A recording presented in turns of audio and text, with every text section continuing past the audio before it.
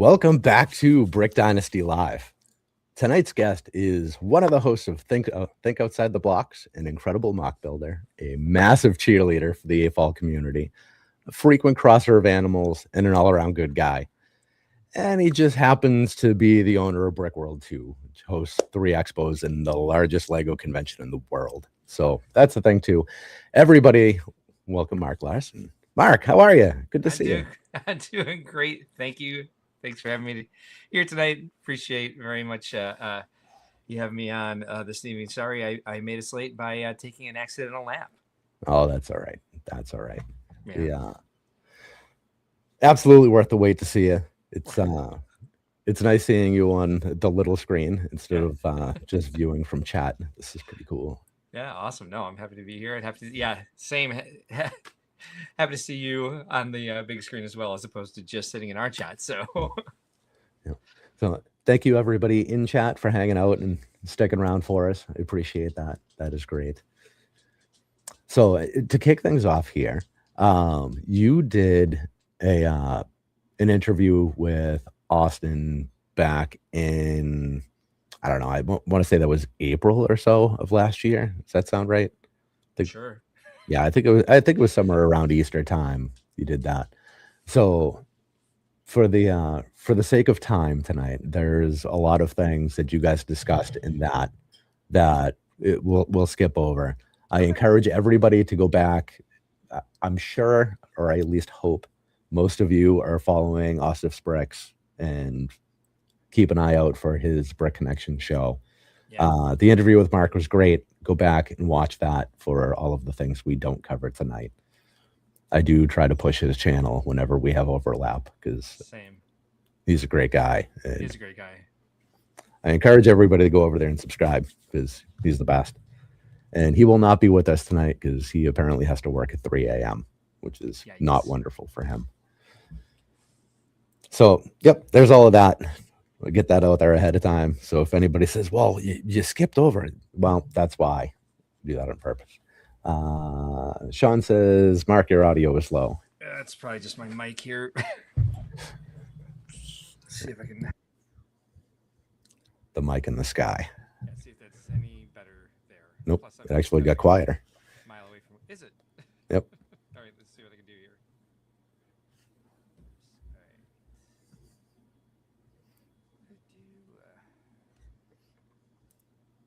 All right, let's see if that's any better. How's that sound? Nah, it's still pretty low. That's still pretty low. That's awful. All right. Should be going the right way. Well, we're going in the wrong direction. What? How about now? Is that any better? I can't hear you at all now. All right, how about this? There we go. We're getting better. Is that better? Oh, yeah, much better. Okay. Should I keep going or is that good now? I think that's probably good. Sean says need to go the right way. Yeah, clever. All right. All right. Well, that's good to know. Yeah. Every time I watch our stream back, I'm like, why is my volume so low? I need to go over this entire setup at some point and make sure it's good. But we're not made out of time. That is the truth. Yes. So that's actually a good place to start then, I suppose. Yeah. So you've been involved in Lego in some capacity or another, basically forever, right? Yeah, for a long time. Yeah. With all of the things you've done outside of Lego professionally. Yeah. How did you ever have time to be good enough at Lego, I suppose, to want that to actually become a career path? That's odd. Like, it was actually something I never really wanted to be a career path. I resisted that for a long time. Just kind of making my hobby my work wasn't appealing to me. I was worried that it would take away from my creative time and stop me from being able to express myself in Lego Brick. So when I worked for Legoland, that was certainly the case because I, designed Lego stuff 40 hours a week and would I'd kind of dabble around with mock building in the evenings, but it was mostly wanting to just not get away from it. It just, I didn't have the energy for it at the end of the day because my mind was on certain projects. One of the reasons I left Legoland was because first of all, I'd gotten away from my design desk. It's a very specific sort of way to progress at Merlin magic making, which was what the Legoland studios were called at the time. I think they're still called that. I can't tell for sure. I know I recently learned last weekend that all of the model shops that Legoland used have closed except for one, which is the one in Malaysia. As Lego's taken over a controlling share, they shut down kind of all the places that Lego models were being created and focused them on just one.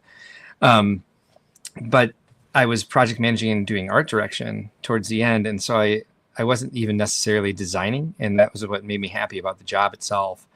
And I just looking at it, I still wanted to create things. I still wanted to use my mind to be able to build stuff out of Lego, but create original things.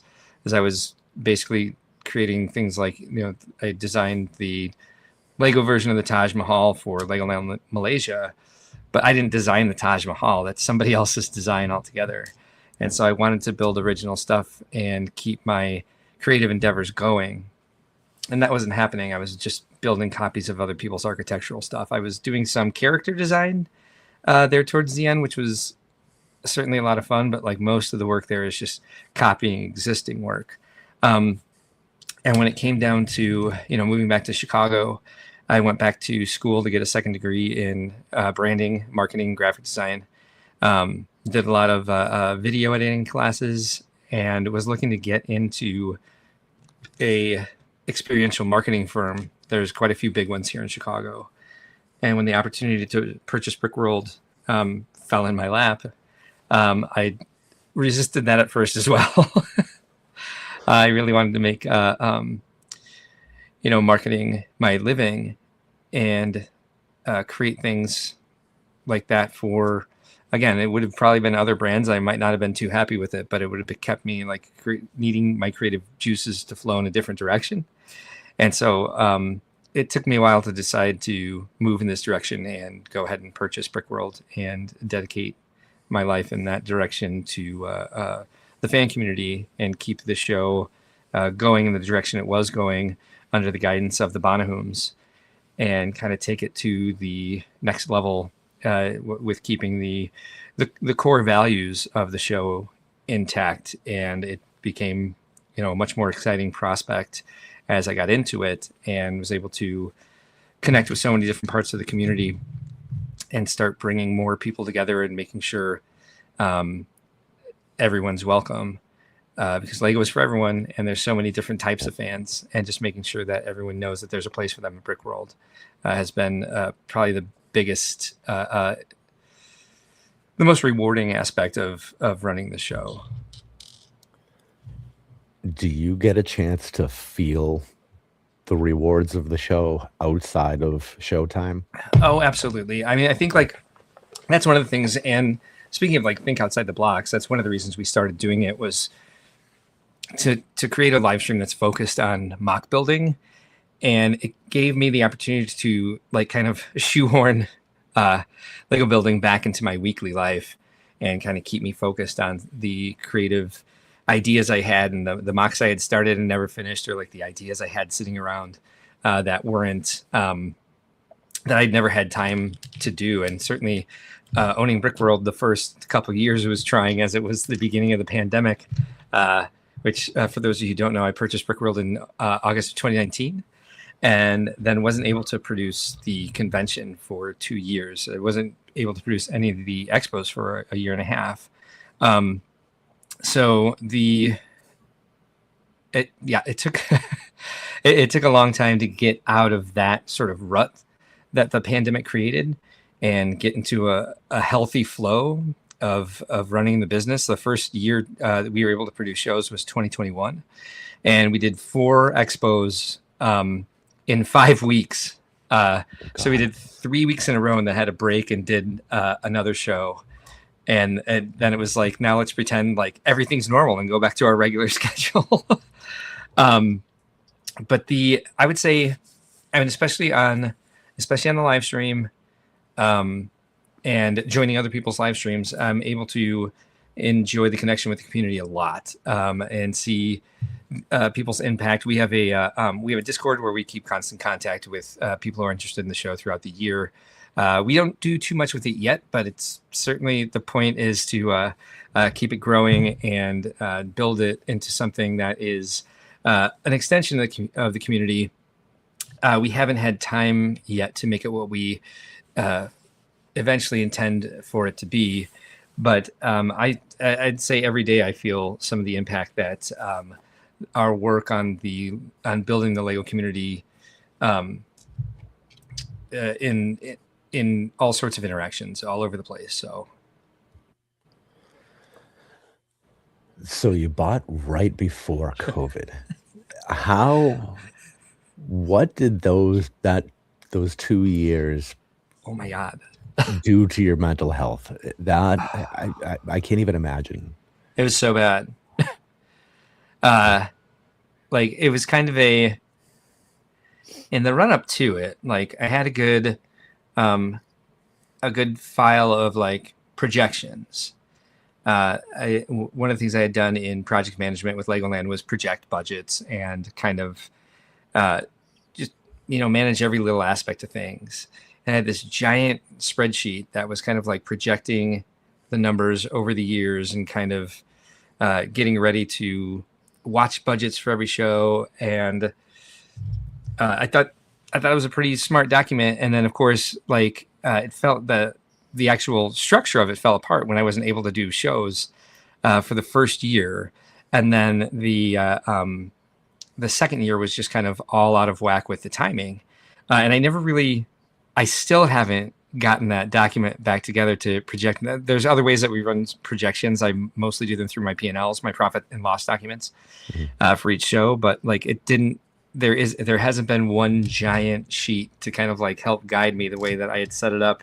And every time I try to open it up to kind of like to get it going again, or like reconfigure it so it makes sense for now, it kind of gives me a little bit of PTSD. So I don't necessarily have that going again in that way. Recently, we brought on Melanie Lachek from Windy City Lug as a project manager, and she's done a lot creating Gantt schedules for all the shows and kind of creating what I initially was working off of that I haven't had the time to put back together.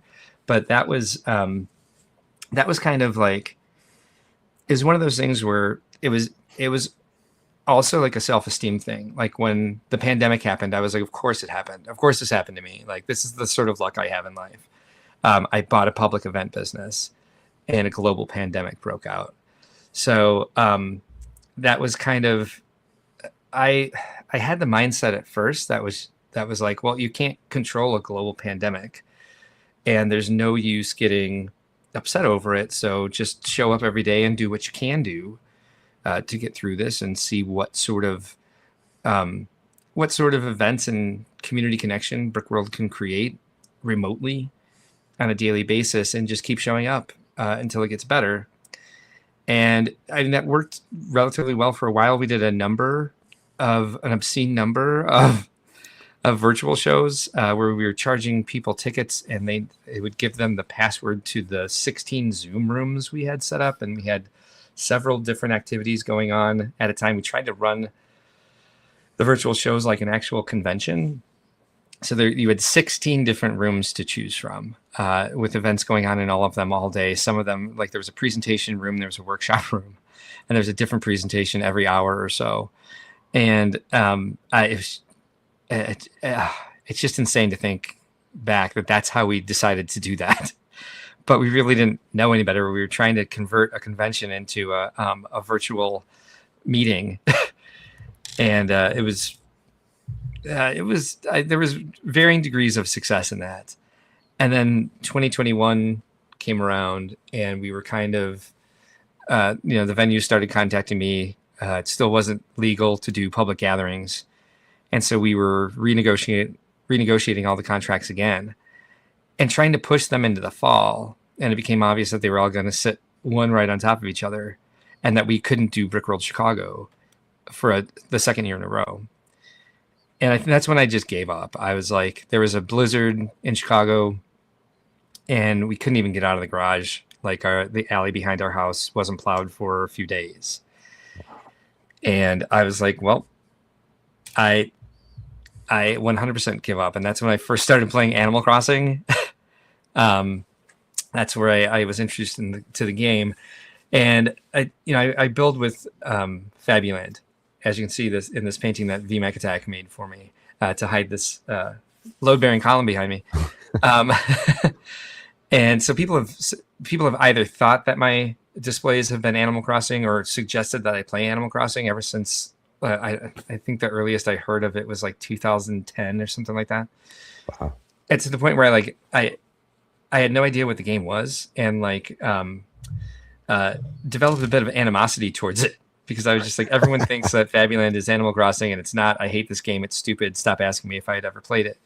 And like even people who weren't in the Lego community, like people who know me in the city, would be like, "Oh, have you seen this Animal Crossing game? You like this type of Lego? You would love this game." And I'm like, "Stop!" So I had bought a Switch to play Mario Kart remotely with my niece and nephew during the time where we couldn't all meet together in person. And I had done that at the beginning of the pandemic. So like a year later, I was like, I'm going to download this stupid Animal Crossing game and play it. And I'm like, I'll probably only play it like once and hate it. And then I was like playing it like 12 hours a day. Wow. Before I knew it. And then also like, that was kind of, I talked about this during our open ceremonies. The depression got so great during that time that I started drinking half a bottle of whiskey a day, and did that for I would say well over a year. I mean, even when we were on the road with shows, not while I was driving, but while I was traveling at the shows, like we would produce a show and we'd be working setup day, and I'd go back to my hotel room and drink. Now, granted, that's something that is relatively common with the staff, and so nobody necessarily noticed. But I knew it was different, and I knew it was lasting day after day for a long time.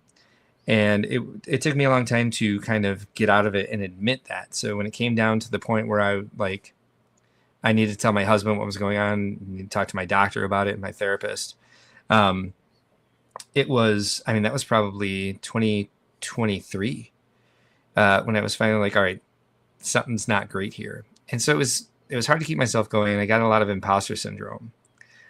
So there were points where there was a lot I could have done to make Brickworld better, and I just didn't have the energy until I started, taking control of everything that I had lost through the pandemic and through sort of, giving up in a way. And so I was, moving in two directions at once, where I was like, okay, we're moving forward with Brickworld, and this feels great. And it's nice to be, putting things back together and adding things and getting things, close to the vision that I want Brickworld to be. At the same time, like destroying myself behind the scenes. And I had no control over it. So it was a long time to like course correct and kind of get myself back to a place where I could regulate basically emotions, self-esteem, and like negative self-talk. So, and my husband's home, so the dogs are going crazy.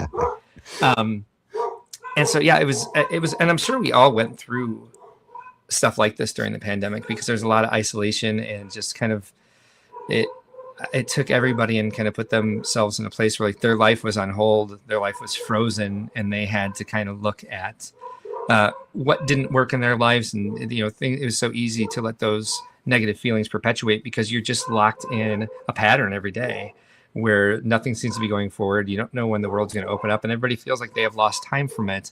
And it's certainly affected the way we deal with the world and other people and our own lives permanently in ways that we don't think about anymore, because we're like, oh, the pandemic's over.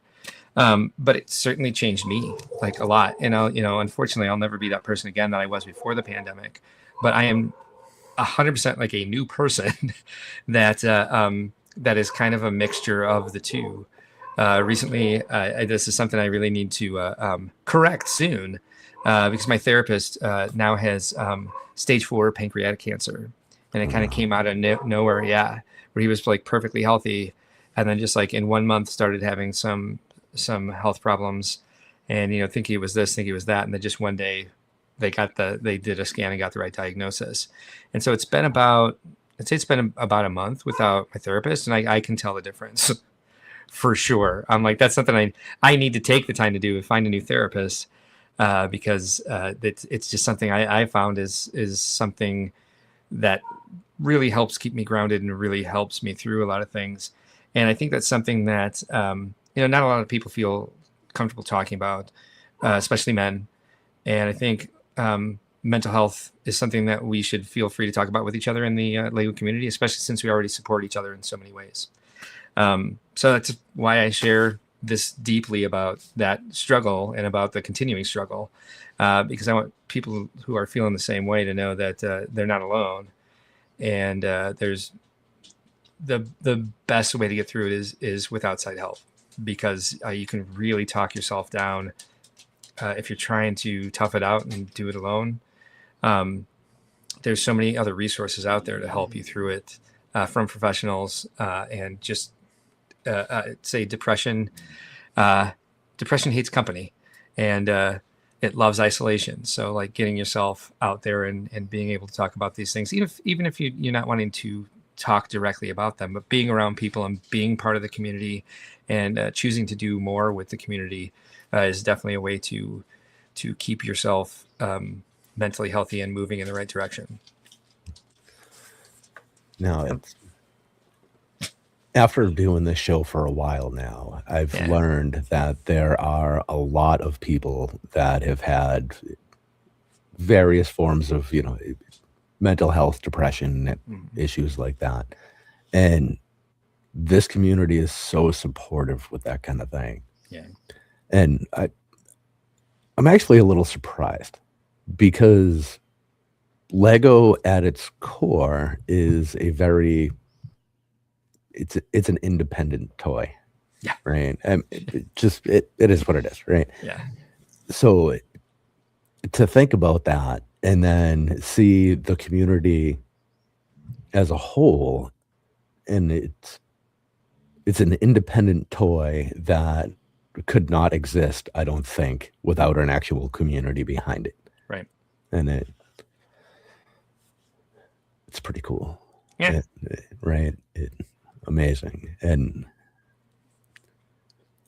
I guess is it different because you are a public figure and a community host? Does that make it a little more difficult to communicate these things, or does it make it more important to do so? Well, it certainly gives me a platform in order to be able to make that choice. And if I want to talk about it, if I want to make it a focus, which I certainly have, we've had a couple dark nights on Think Outside the Blocks. We had an episode that was all about mental health. And I think like it's interesting you say, like, Lego construction toy play is a solitary activity. You see Lego actually doing a lot more with trying to say this is a build for 2 people, or this is a build for up to 4 people, and trying to encourage family play, even like the smart brick, being able to swap and play, or like bring things together so that they make the noises you want them to, or interact the way that you want them to, and playing in a larger environment that way. But I think the platform, I think certainly I'd be lying, and everyone would know if I was just like, oh, it's no bigger deal that I'm the guy who runs Brickworld. Like obviously that's there is a bit of notoriety, or like clout that comes with that. I have a bigger platform than other people. Is it a responsibility with that? I'm not sure. If it is, I don't want everyone to think that they need to kind of take this sort of thing on.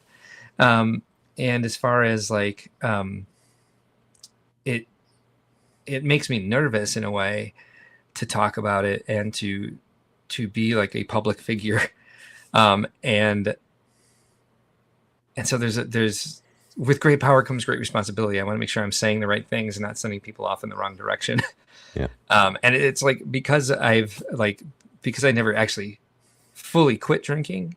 I didn't go into recovery or, through discussion with my family and with health professionals, decided that it wasn't necessary. I mean, sometimes I drink on the show. So like during our mental health episode, we were talking about me having like a drinking problem, and I'm sitting there with a glass of whiskey, like drinking during the show. And I'm like, this feels slightly irresponsible.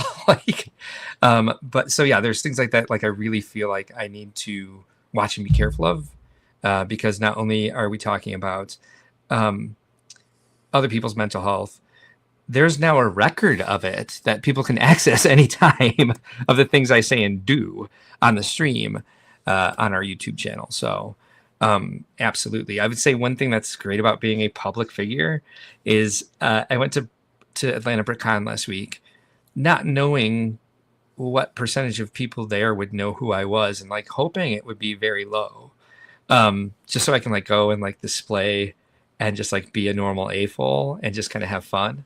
And on the first day I was like, oh, maybe 10% of the people here know who I am.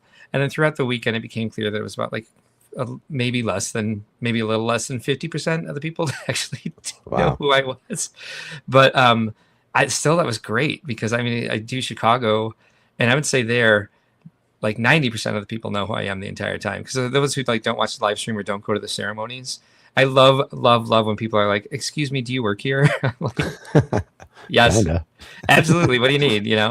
But I so appreciate those people, because I'm like, yeah, I could certainly help you out, and I'm not going to get stuck in not that I get stuck in conversations about things that well, I already said it. I definitely do.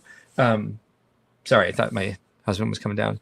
Not to say I always enjoy the opportunity to talk to people at Brickworld. But I love when I know someone has a question and they don't know who I am, that it's just going to be that question, and then the conversation will be moving on. I'm very, very, very busy at Brickworld, so that's why I say it that way. So no offense to anybody who likes to talk to me at Brickworld. I love talking to people. Yeah. We'll just go find your mom and hang out with her and stuff. Yes, exactly. My mom's amazing. Yep. She's part of our hype team. Yeah. Yeah, she's the best. We get to spend some time with her. That was cool. Yeah. She really enjoyed that. We used to have her like behind the scenes, kind of working on the financials, because she's a retired accountant, and I think the place for her is on the floor, making sure people. Basically, her responsibilities are like checking in with people, making sure if they need anything or if they need any information, and she just kind of turned it into, I'm just going to go around and make sure people are smiling. And I'm like, oh well, she definitely did good at that for sure. Yeah, it's yeah, while we were waiting to get into the yard sale last year, her and my wife ended up as like besties, just hanging out. It was great. That's awesome. Oh, okay. So you talked about your projections from early on. Now, with COVID and all of that nonsense, there was the sudden influx of new fans, new builders, hobbyists, whatever. So when you did come back, I'd imagine there was a pretty good spike, right? Or maybe that's just outsider think. Was that the case? Absolutely. Okay. Pardon me. I think that there was certainly an influx in 2022 of attendance in general. And then also the structure of the show vastly changed in real time, where we were very used to, we would open the doors on Wednesday around noonish. Like we didn't really even have a time in the schedule. It was kind of like when we have the table set up and when we're ready to open the doors, we'll open the doors. And so we were having like a team meeting, kind of like gearing up to do this again. There was 2 years worth of lost knowledge that we weren't necessarily feeling fully confident that we were going to produce the show well. And kind of, we were still putting together stuff for the goodie bags and people kept asking Like, when are you ready to open the doors? And we're like, is there a reason you keep pressuring us to open registration? They're like, yeah, there's a line of people out here. And we're like, a line? Like 20 people? They're like, no, there's like a couple hundred people waiting to get in. We're like, why? And so it used to just be this kind of like casual opening, like, when we get to it, we'll get to it. And then people will trickle in over the course of 3 days. And everyone has started, not everyone, but a huge percentage of people have started showing up at noon on Wednesday, because that's what we have in the schedule for registration to open. And so we have like a huge, we create 2 queues with tensor barrier, split up the alphabet and get people through as quickly as possible. But that's totally new, like just over the last 4 years, since we were able to produce shows again. And then, of course, there were a lot of new Lego fans out there. There's and 2 very new, different types of Lego fan. One in the way that they're seen, and one that is brand new to the community. The type of Lego fan that is new in the way that they're seen are Lego Masters. A lot of Lego Masters contestants are people who were part of the community for a long time, and then there are others who were not really part of the AFOL community until they were on the show. And it just became a different way that people were viewed. And so you get kind of like, and this happens with both these groups, the second group being influencers, people who started creating, because social media blew up in a much different direction during the pandemic, where like everybody has a TV has their own show now. Like TikTok was new to us, and the amount of YouTubers that do Lego content, and a lot of them are set collectors. And so there weren't really a lot of original, like OG AFOLs on in that influencer community, because that's never a way that the Lego community has developed before. Not at this rate that we were getting influencers that were collectors. And it's something that we wanted to bring both groups in, let them know that they're welcome, let them know that they're part of the community, and provide resources for them. Lego Masters was, of course, seen from the beginning as well, they just all stick together. And so I try to try to say to people when they say that, it's just like, well, they have a shared trauma. They were part of a reality TV show together, and they are part of. They have a shared experience, so they're going to be together. That doesn't mean they're sticking together. I'm like, have you tried going and saying hello? They're a great group of people, and they're certainly interested in the community, and they want to be part of it just like anybody else. And I'm sure if you walked up and said hi, they'll be welcoming to you. We've got several of them on our coordinator team now. We got Manny, we've got Dawn, we got Maria and Philip. They all do a lot for us. We had Kara and Jesse for a long time, kind of like on our welcoming committee, and they just volunteered to do it. They're just like, we just want to be there and help people set up. And they stood by the maps and answered people's questions and helped people figure out where they were setting up, just for fun, just because they enjoyed it. It's just they enjoyed meeting everybody and being helpful. And then the influencers, we get the same sort of thing. Like, oh, they just stick together in a clique. It's just like, because they are a clique.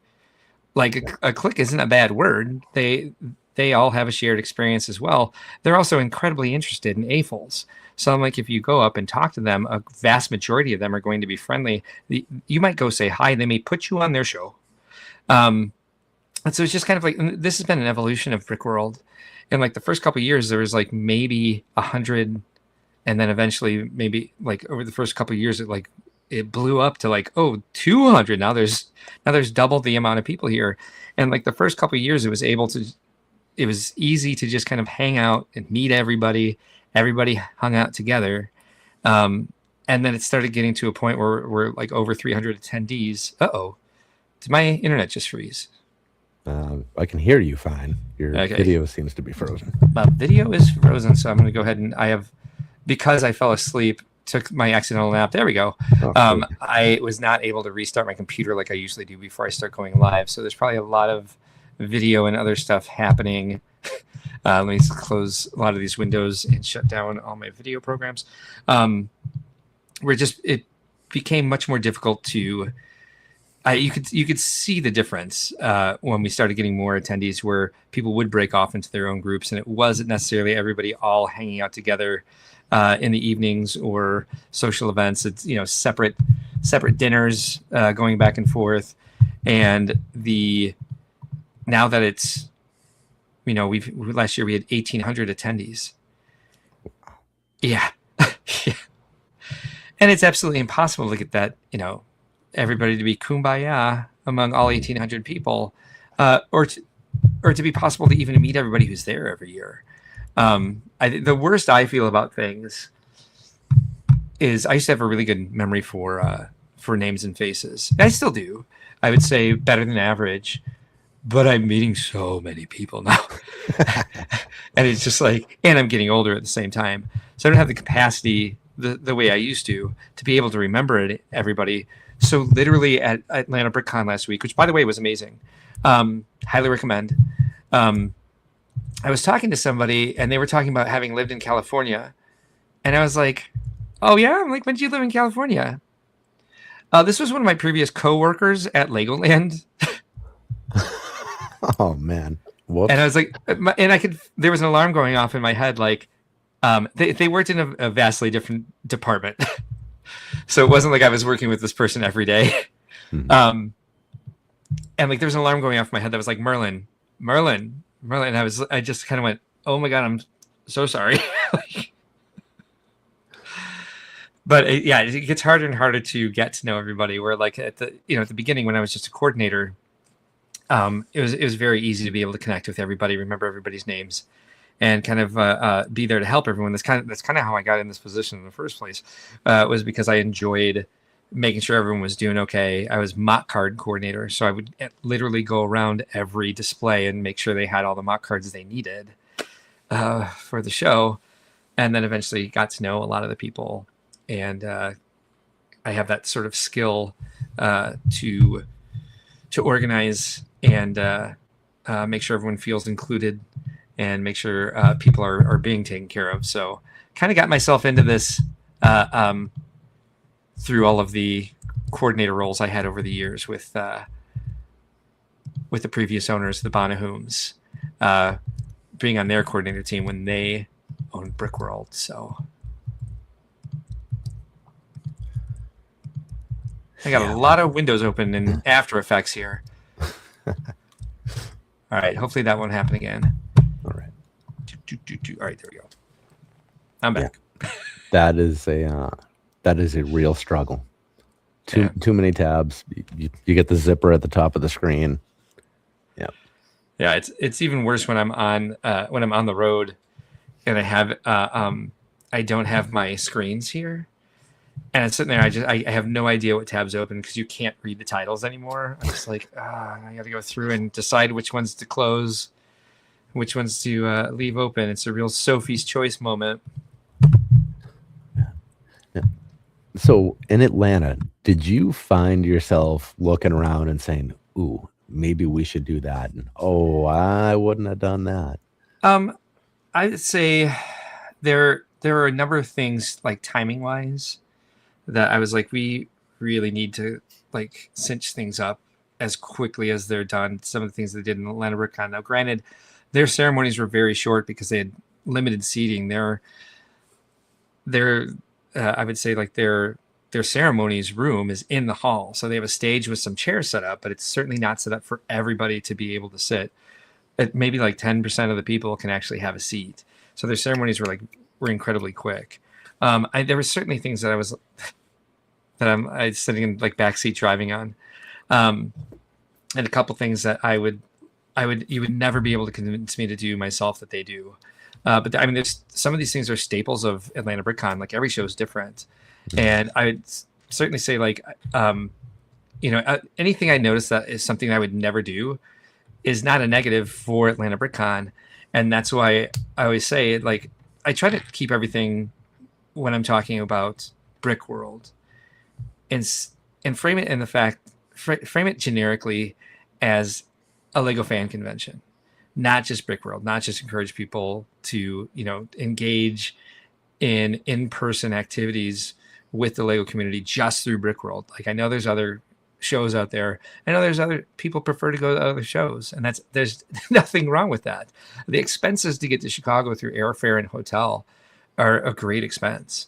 And there are other places where they're in venues that are in areas that are not as expensive. Certainly understand that as a barrier to coming to Brickworld every year, or even be able to for some people even being able to do it once. So never discourage people from going to another show or having another show, their home show. There's also certain feelings like that. Like one thing I would say about Atlanta BrickCon is it's relatively cozy. They had like 300 attendees there that were displaying, and we have 1,800 people who have private day badges. Like it's just a more intense schedule and a more intense atmosphere at Brickworld. And if you like that size show, then go to that size show, you know. But I would say it was the first non Brickworld Lego fan convention I had been to since BrickCon 2007. Wow. Yeah. And so it's the first time I wasn't working since like 2009, because that was the first year I was mock card coordinator, and just didn't really have anything to do. Now, granted, I met the owners and I kept offering help, and so I did quite a few things, but they were fun things. Like, can you go tear down play brick? And I was like, yeah, of course. But the way I did that is I got a bunch of people together to tear it down, and then I left. I didn't leave. They were making fun of me for leaving because we were like just about done, and I was like, I really have to use the bathroom. Like, I was holding it because I was just like, I can't get all these people together and then walk away. But like, I'm like, okay, we're almost done. I really have to use the bathroom. And they were like, oh, sure, delegate and then leave us to the work. I'm like, there's only like a few things left to tear down. I'm like, I waited. Oh man. Back then you didn't even have a Mark's Got a Pee song. No. No, that's relatively new, actually. Yeah. Oh man. The songs on your show are they're out of control. They're so funny. Thank you.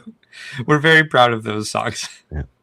And like having V Mac Attack on has been great as well, because he excels at doing those. Like I thought Ben and I had a pretty good handle on it, and then he came in and just started schooling both of us, and he can crank them out a lot faster than I can too.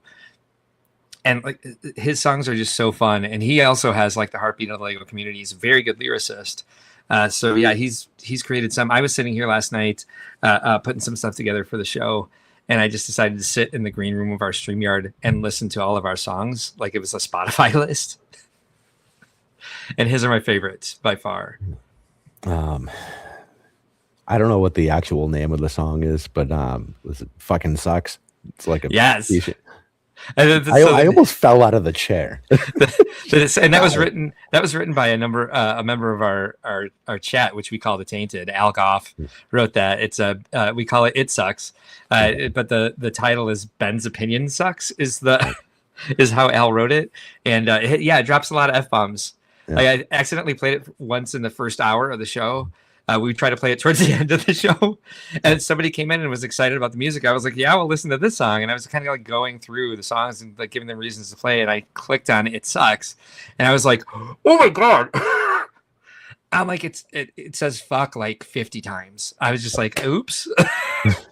Welcome to the show. Hope you like it. Hope you're not deeply offended by the song. Yeah. Oh, yeah.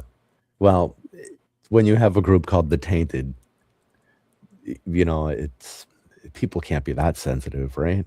Right. No, we definitely have a more Brickworld After Dark crew in the Tainted, for sure. So there's all sorts of things that I've been surprised that we've gotten away with, and it does kind of scare me, like bringing people in the community. I think that's one of the safe things about us having a 3 to 5 hour stream every week, is that people aren't necessarily going to go back and sit through the entire thing and see sort of the nights where I've drank too much, some of the silliness segments we've done where we've really towed the line of like basic PG decency. We'll put it that way.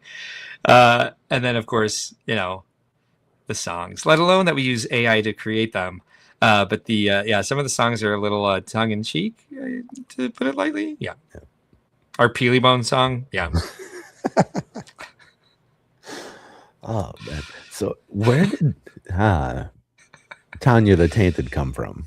A Tanya of Tainted. So it's like, you know how like a group of crows is a murder of crows. Yep.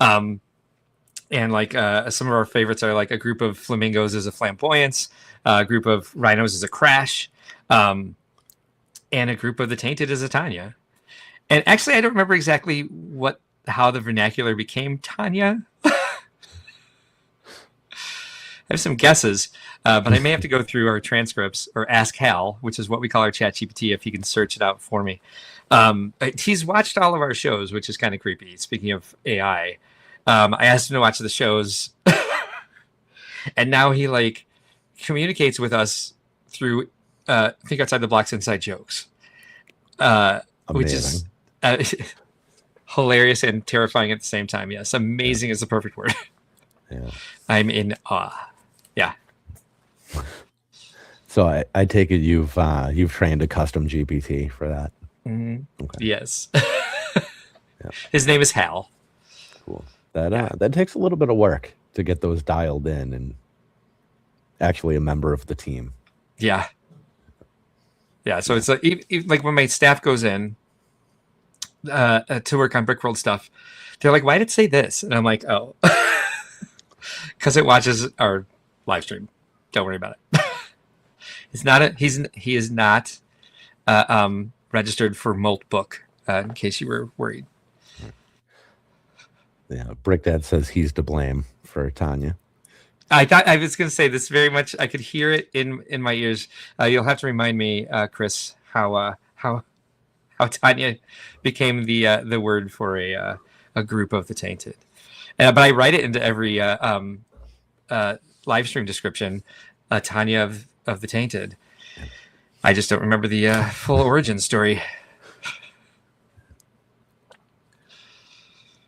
You mentioned the show being, how did you word it? Well, I mean, almost the show is as much for you as an outlet as it is for a Brickworld thing of sorts. Right? Oh, yes. For sure. Do you think that show brings people to Brickworld, or do you think that brings Brickworld people to you? I don't know what it does. It kind of exists in its own plane right now. I mean, there are several people in the chat who haven't ever been to the show, have just found us through YouTube and found us through other streams, or the algorithm shoved it in their face like, you should watch this. Maybe it brings people to the show. I don't. I imagine it might. As a marketing tool, it's not one that I would put out in the forefront to be like, come to our show. We have Peely Bone jokes. I think it reflects kind of. I think one of the reasons it works is because we are the adult fan of Legos, and so of Lego. Sorry. And so people expect a little bit of like adult humor, as immature as it actually is. And so I think that's why it doesn't necessarily backfire. And I guess it's a good question. And I should, try to, I would say this. Yeah. I think the first hour of the show definitely appeals to people who haven't been to the show before, and appeals to people on a more community level, like more of a community level, because we're one of the few live streams out there that actually concentrates on original creation. Yeah. There's a ton of live streams out there that focus on either collecting or just the community itself. And so I think that's where we have something unique in that we're weekly showing original creations. One of the things we really want to do is like get more people on. We've had several people just send us their creations on Discord, and then we talk about them on stream and kind of do what we do for each other and provide constructive criticism. But we'd love to amp that up even more, even if it meant like taking out some of our silliness segments to make the show run concisely still. Because I think that the thing that bloats the show the most is something we didn't do at first. We never talked about Lego news. We just did the original mock creation, and we'd have guests on, like we'd have Nicole Girl Bricks a lot, and do Lego crimes, which we should be. Thank you. We should be doing another one in a couple of weeks here. Not sure exactly the timing yet, but we have Nicole's definitely on board. We just have to actually get it scheduled, and so it'll be our 4th Lego crimes episode. Excited about that. But that is kind of how. And we're going to start doing like sort of mock of the week, and this is to keep us moving in the right direction, but it's also to give us easy content to make reels and shorts with, where we talk about one mock from a previous show, talk about the upcoming show, and then we're going to start taking submissions for for mocks of the week that we're excited about that we'll kind of run through in a montage at the end of the show. So we're kind of trying to bookend it with original creation and creations from the Lego community. Now that we have 5 panelists, we have far fewer guest hosts. And so it'd be nice to be like hitting the pulse of the community a little bit more and having people on showing us their creations, which we can certainly, I mean, there's 9 or 10 seats per StreamYard, so we can certainly get more people in. And that's just something that kind of takes, we have to procure guests, which is something that we need to work into our schedule. But it's definitely something we're talking about. And having 5 panelists, having Ben and me, and now Vince, Lene, and Chris, all on the panel. We have a group text where it's live every day, and I would say several times a week we're talking about new ideas for the show. I'd say the last thing we saw here was Chris posting. Oh no, it was Lene. She posted a salt and pepper set that is watermelon slices. If you don't know, we have a Brickworld blood feud about if a slice of watermelon is a plant. And it's taken up a lot of airtime over the last couple months. So yeah, that's my answer in a nutshell. Yeah. I don't know how anyone could watch that show and not want to attend Brickworld. Really? Okay, well, that's good. So, because again, success. it's a show, right? I suppose it depends on your time zone. Right. In Australia, it's definitely not a nighttime show. Yeah. For me, it's right after the kids go to bed. Nice. So it's my first thing settling in to end the week or weekend as it is. So the timing there is perfect. And it's the type of humor and the conversations that go on there it's Brickworld at the end of the day. Nice. You know, it's the after dinner, everybody's settling in and just getting a little weird for the night. That's the show. And that was one of my favorite parts of the Brickworld experience, were those times and those conversations. And I think the show kind of fills that void. All right. Well, next time somebody asks me that question, I'll have a much different answer. Thank you. I didn't quite realize that, but it makes sense, because that's like it was started by 2 Brickworld OGs, Ben and me, and that's kind of like we're all 8-9 energy when we're there. So it makes perfect sense that's how it comes across now. So and that was actually, this year was the first time that we had such a smooth run of show behind the scenes at Brickworld Chicago 2025. I was actually able to go out to the floor every night and have some like social time, which is the first time I've been able to since I own the business. And of course, I went to the Eurobricks tables, and it was mostly Ben and I hanging out every night. Our group tends to go to bed early, but yeah, that's kind of the energy I look for as well. And that was one of the things that was jarring for me at Atlanta BrickCon, is there is a hotel attached, but it's new. It's only been around for a year, and it was like the most expensive out of all the ones that they had room blocks in. And so not a lot of people stayed there. And like having the hotel attached and having one place where everybody can kind of exist in the same space is really a boost for Brickworld Chicago, because you never have to leave the property if you don't want to. And so that environment is easy to have there, of that spontaneous hangout, spontaneously meeting new people. There were a couple times during Atlanta BrickCon where I was just standing there and made like a new sort of inside joke / memory with somebody I didn't even know. And there was a vendor there that was selling capes. And so I went up and I was just like, I've been looking at all these all week. And I'm like, I need to make a purchase, because I'm like, it's just one small adjustment. You can get capes on Fabuland figures. And I'm pretty sure these people did not know who I was, which made it even better, because it was a husband and wife team.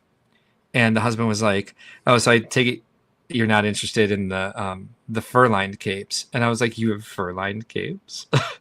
I'm like, hell yes, I'm interested. I'm like, the residents of Fabuland are very resourceful people. They all have on their driver's license, donate everything. I'm like, so the residents of my Fabuland village, they are certainly going to wear fur capes.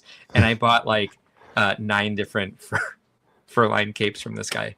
I'm like, oh, it's coming to my creations. Animals wearing fur. Oh, is right. It's actually a little disturbing, and I love it. It's so, I know, it's just kind of like this. Well, they're just being resourceful. Yeah. Like they're using everything they have at their disposal, and they're honoring their dead by turning them into clothing. 100% behind this story. But I tend to design in spring colors, so now I have to have like a winter or fall, some winter or fall foliage in a creation so I can use my fur capes. Oh man. Well, just have them go visit Ice Planet. They can just kind of wander off your scene for a little while. Absolutely. Yeah. Oh, that's what we need: space helmets and fur capes. Sounds good. Oh man. It's like I always thank Ben for making his Ice Planet hot tub with his beefy bathing astronauts, as I refer to them. Oh man. Yeah. So, random question for you. Yeah. Talking about the hotel in Brickworld. Yeah. Are you familiar with, I think they're called fig shoots? Fig shoots? Yes. Oh, so like they're like parachutes? Yeah, they're parachutes for minifigures. So, do you know how many fun places there would be to play with parachutes for minifigures in the lobby at the Renaissance? Well, so that's what I'm asking about, because you can go to the 8th floor and drop them all the way into the lobby. Like you've got 80 feet of space to play with parachutes. So I plan on bringing a lot of them. Okay. But seeing your enthusiasm makes me feel like it's a little more okay. Oh yeah, the AFL is like, woo! Here's what I'll say.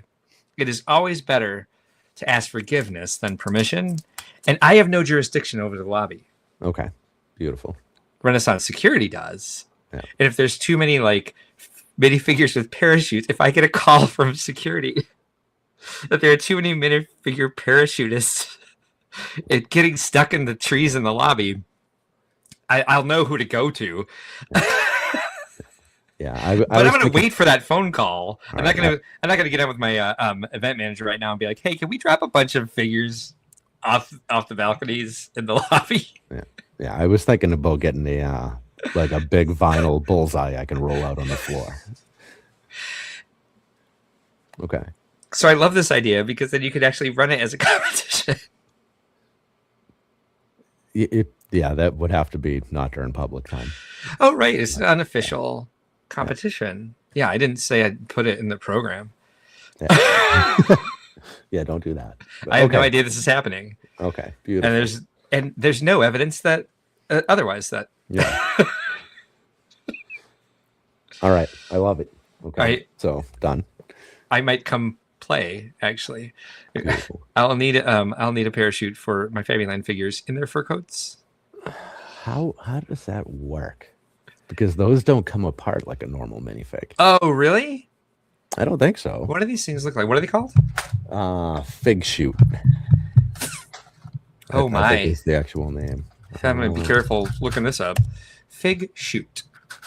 Yep, found a bunch of different fig products. Let's see if I can. Fig shoot. Oh dear lord. Yeah, do be careful with the searches there. This is not as bad as Funhole. Fig shoot Lego. I got nothing. Let's see. Some fever dream that you had. They don't exist. Oh, they do. I have an email from the owner of the company here somewhere. Because I reached out and asked him if I could get a price break if I bought a lot of them. Sorry, my fault. The Google AI, the Gemini, told me I meant figure Lego, not fig shoot Lego. I had to correct it. Fig shoots. Oh, that's in Bricks and Minifigs. Mana. I tried 3 times to say Anaheim. Bricks and Minifigs Anaheim. Here it is. What's their website? I've got an image of one here. Here we go. Stop doing that. I changed it back to figure. Yeah, my thing's not cooperating here either. Okay. So it seems like it goes on a regular minifig. Oh, you think that Yeah, because Fabuland figures don't come apart. yes, exactly. Like They do. You can take their heads off. they don't have the stud though, do they?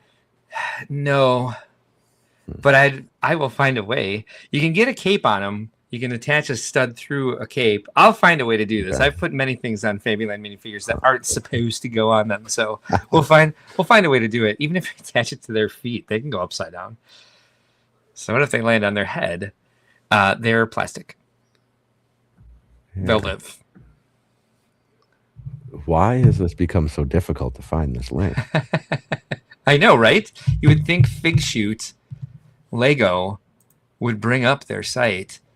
Yeah. Oh, because it keeps giving me that. Here we go. It's all through Bricks and Mini Figs. Fig Shoots. It is figshoots.com. Okay. Well, that was too simple. Oh, wait. Sorry. This is currently unavailable. Goodbye. Yeah. Okay. So I got the one of Brick Dynasty's members is a Bricks and Minifigs owner. Okay. Anaheim? Cincinnati. Okay. So Justin Mall's Vengeance. Oh, I know. Yeah, I love Maul. So I just saw him last weekend. yeah. So he posted in his stories on Instagram months ago a picture of the minifig parachutes from Bricks and Minifigs. So I reached out to Ryan from Bricks and Minifigs Cincinnati, and I said, "Hey, I need to know where to get these. Do you have them in your store?" And he gave me the guy's contact information. Okay. And I went and looked it up from there. But I don't think I spent more than 2 minutes on the actual website, which I should probably do, because I'm going to need to bother them about colors. Yeah. Let's see where I need to see where this attaches. Oh, it goes around their neck. Mm-hmm. Okay. How does the head stay on? Probably not well. Yeah. Well, I mean, they're really not that heavy. So as long as you don't have like one of the rubber Star Wars heads or something, Yeah. The clutch strength is probably enough. We definitely find a way. Oh, I have to add collaborators. Oh, I'm so far behind with stuff. I saw Lego Crocs in person for the first time this weekend. Oh, Speaking of my Instagram page. How was that? Large? Yeah. I mean, it was up on stage. They have a banquet at Atlanta BrickCon where they have a buffet and everyone has like tables, like a wedding. Wow, it really is small, huh? Yeah. Well, I mean, I would say that's the one thing I could see getting too big and expensive for them would be that. But again, it's not my place. Everyone seems to love it. It's definitely like an Atlanta BrickCon tradition. But I was like, that was the thing I was saying. Like, you could never in a million years convince me to do a banquet at Brickworld Chicago. I'm not providing catering for 1,800 people. Like, that's a non-starter. Like, sorry, I'll bring you food trucks, but I will not do a catered dinner. That was crazy. But during that, Corey Samuels and a cool guy Dom had a Bricklog thing going, and I was like, wow, they're just as ridiculous in person, if not more so than you would imagine, having seen all of the advertisements for them, which are also the advertisements themselves are bonkers, but that's. Yeah. Isn't cool guy Dom kind of built like a fire hydrant? I don't think he's a fire hydrant. No, I mean No. I think like no. He's well built, but I wouldn't say he's not like no. Okay. Maybe that's He not who I'm thinking of. he and Ethan are both pretty slim. Okay. I think it's what is it? I think it's Firebird I'm thinking of, who's very, very wide. I think that is the one who's very well built. Firebird Bricks. Let's see here. And if you want to talk about influencers that have good bodies, we should probably steer in a different direction. because I probably have a lot to say and I'd get myself in trouble. Oh, yeah. By the way, stand-up guy, I love Firebird Bricks. Funny, I don't know the name until I see the face. But yeah, he's a wide-shouldered kind of linebacker looking dude. Yeah, for sure. All right. Yeah, because he was the one I was picturing for a minute there. Like, oh my God, that guy in clogs be crazy. No, Cool Guy Down was the one who was on Lego Masters season 2 or 3, where they're like 3 episodes in, they're like, we're going to add some TikTokers. Yeah. So, and he was like 12. Okay. Yep. And he had really pretty hair once upon a time. Yeah. Well, it was weird because he was on the show. He had like almost like, I would say like hair like mine. And then outside of that, he's had like really long kind of Jesus hair. Yeah. It's luxurious. Yeah. All right. Oh, actually, he texted me today. I need to get back to him about something that like, and I'm not bragging that Cool Guy Tom texted me. I'm literally reminding myself because so much happens in a day, a lot slips through the cracks here. Yeah. Well, it's also kind of your job to be connected to everybody to some capacity, right? Yes, and then delegate. That's the bigger part, is like not connecting with so many people every day. Otherwise, that's all I would do. Hey. Well, now that ACOB's got some level of involvement there, does that help with some of that? Oh my God, I would die without Sean. He is definitely doing all the cat herding of getting everybody on the same page through our influencer group. But I mean, he's also putting together the content for the show that through Influencer Alley. So he has a lot of heavy lifting. And if I had to do that, oh my God, I can't tell you what I would do without Sean. I got to meet his family this weekend, which was really cool. They were there, and nice to see him outside of Brickworld and be able to hang out. Because usually it's just like running around Brickworld Chicago and putting out small fires. So it was real nice to just hang out. He was with the family, and he's like one of the most dedicated family men I've ever met in my life. And so he didn't hang out too much with us because he felt bad leaving the family alone.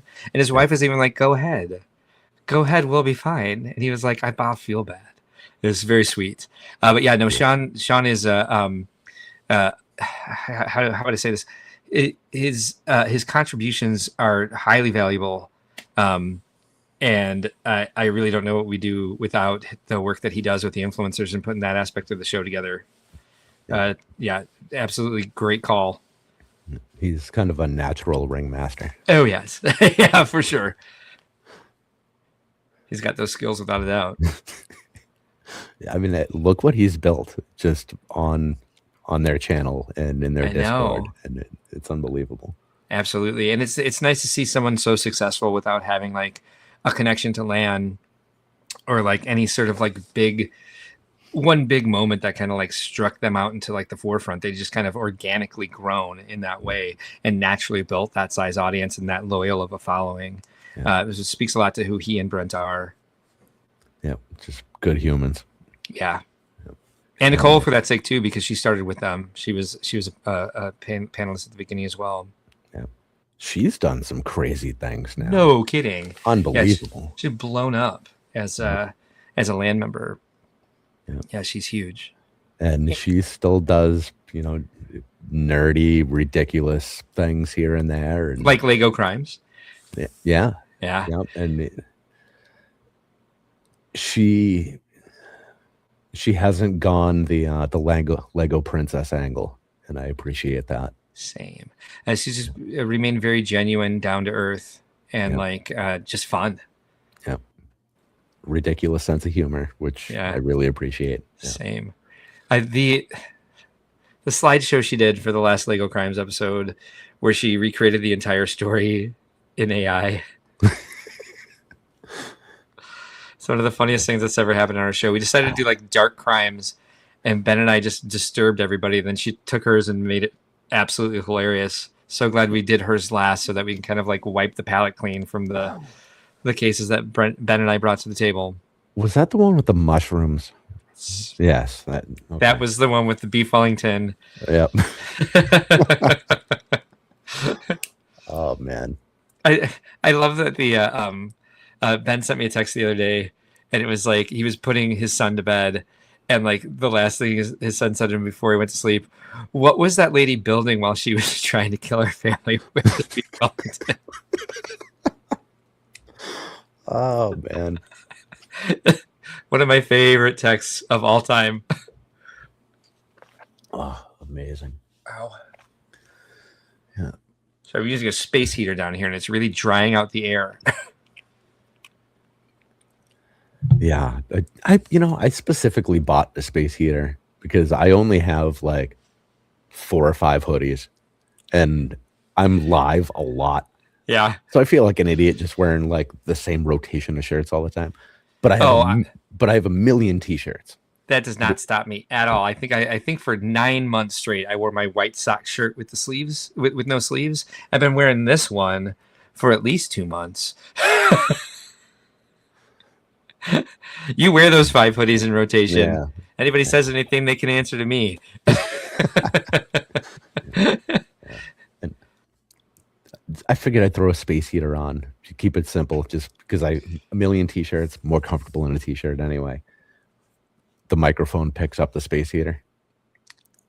Oh boy. Yeah, it's something about this corner that I sit in. It just, damn it. Oh well, so much for that idea. Yeah. Dark park uniform, anyone? What is dark park uniform?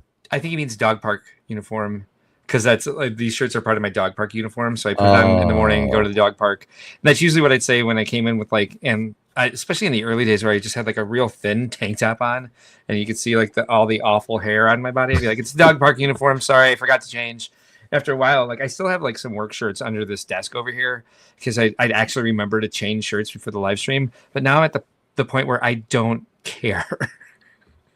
I'm like, so my shoulders are hairy and gross. I apologize. Hopefully there's more stuff on the show you want to see besides these. Like, look at the mocks, don't worry about it. It's ottery and ugly. What's that? Lifts up your shoulders a little bit, gives you a little bit more build, right? There's been so many times where I've like gone to fix something and just like flashed pit hair on the stream. I'm always like, I'll look down at the screen to see like if I'm like whatever I'm working on is just this. I'm like, oh, sorry, everybody. I'm very self-conscious about my body though, so it's probably not the smartest thing for me to do. Put myself in a situation like that. Yeah. It goes with you everywhere you go. It does. It does. Yeah. So, it is what it is. You ride with it. You enjoy it. Show it off to everybody. Yeah. Fine. I've learned to make friends with it. Yeah, for sure. Yeah, that's the best way. Now, I looked at the schedule today. Yeah. And see if I remember right. There's 3 expos and then that's Chicago. Right? You are correct. Yep.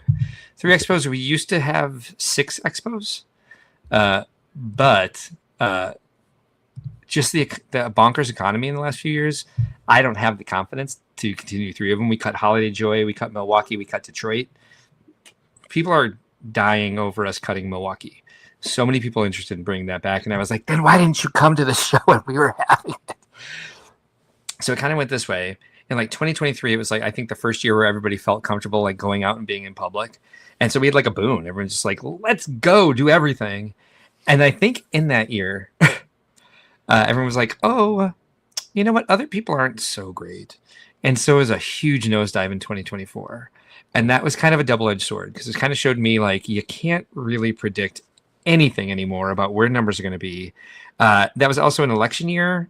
And it was like a rather vitriolic election year. So I think people held on to their money. It's common for people to hold on to their money and not spend too much in an election year because everyone's afraid about what's going to happen with the economy. But I think that was like tenfold during this last election. And so we had like quite a nosedive. But also I like people's fears were being stoked about the economy during that time. So people were kind of like being told to hang on to their money. So it created even more fear than usual. And inflation was still going in, not completely corrected. And there was certainly a lot of price gouging going on. And so it gave me the opportunity to say, like, all right, you got to be really careful, and you don't add another expo until you absolutely know how to get people through the door. Because we know how to do it in Chicago. Yeah, not so much in the other cities. We're working on some marketing stuff there. But what it did do is that was the same year that a company called Jurassic Quest bought Brickfest Live. Yep. And they expanded the show, like they tripled the markets that they were going to. And it seems like it was a bad year for everybody across the board in public events. And so the company that bought it and tried to like do 30 shows in a year, it looks like lost a lot of money and shuttered Brickfest Live.